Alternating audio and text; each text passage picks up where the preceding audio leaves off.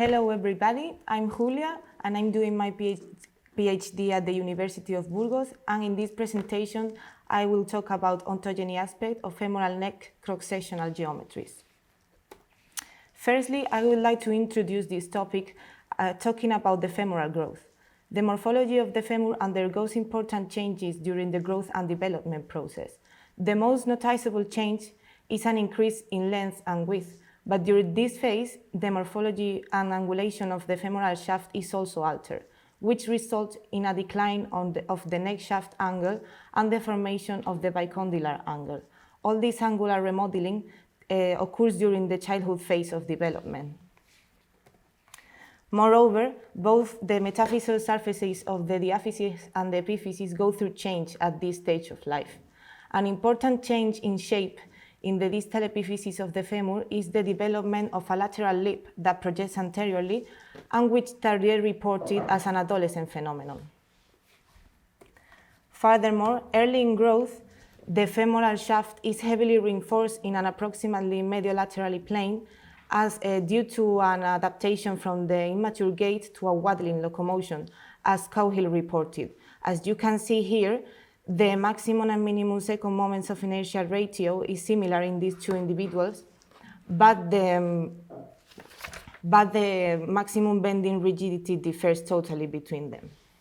In sum, the ontogenetic pattern of change in the femur has been well described in previous literature, but the commonality of the studies that use cross-sectional geometries focus on a single location of the long bone, by convention, the midshaft. However, the femoral mid-neck cross-section has not been analyzed in these terms yet. So the aim of this study is to describe the changes related to growth at this location of the femur.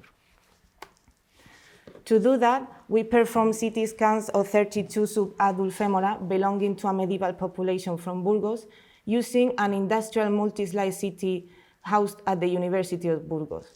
Age estimation was performed on the basis of dental development, and then all these individuals were sorted into 3 age groups, from 2 to 3.9, from 4 to 9 years old, and those who were more than 9 years old, following the classification already done by Cowhill and colleagues.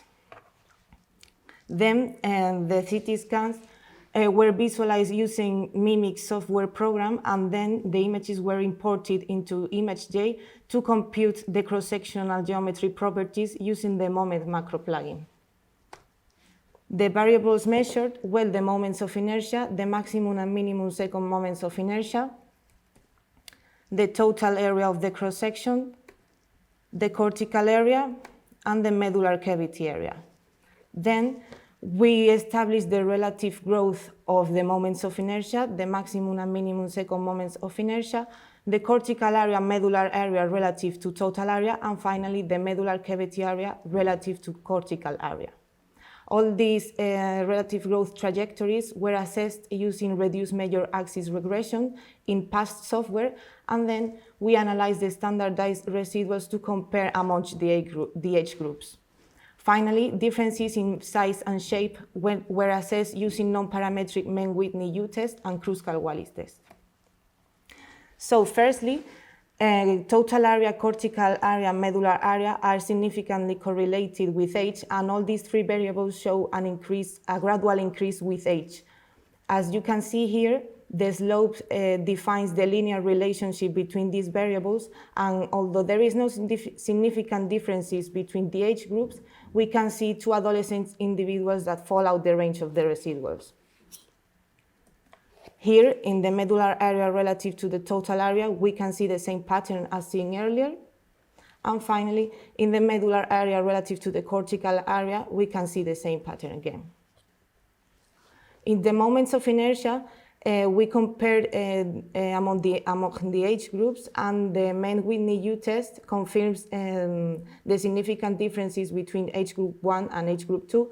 And here again, we can see the 2 adolescent individuals that fall out the range of the residuals. Here, in the maximum and minimum second moments of inertia, we can see the same pattern. And finally, in the maximum and minimum second moments of inertia ratio compared to dental age, we can see the same pattern.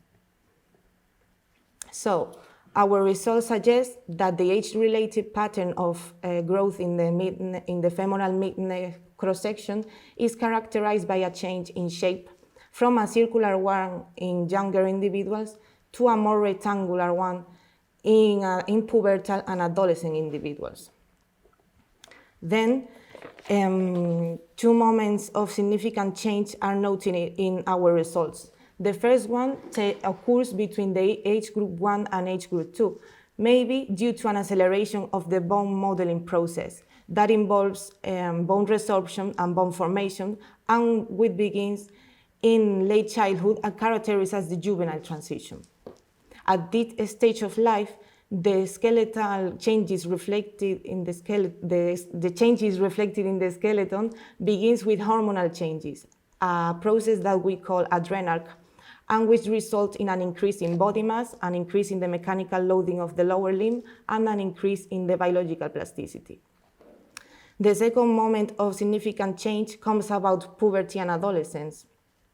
And as we have seen earlier, although there is no significant differences between the age group, we saw constantly these two adolescent individuals that fall out the range of the residuals. We are aware of the limitation of our studies since age group 3 is represented by a small sample size. But in spite of these limitations, this study tries to be a preliminary approach to the femur mid-neck cross-section investigation, and results provides novel insight into femur growth during ontogeny. So, concluding, we have studied the cross-sectional geometries of 32 subadult femora, and our results show three main patterns.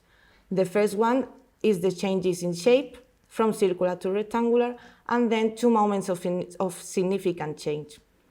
The first one between late childhood and the juvenile transition, and the second one comes about puberty and adolescence.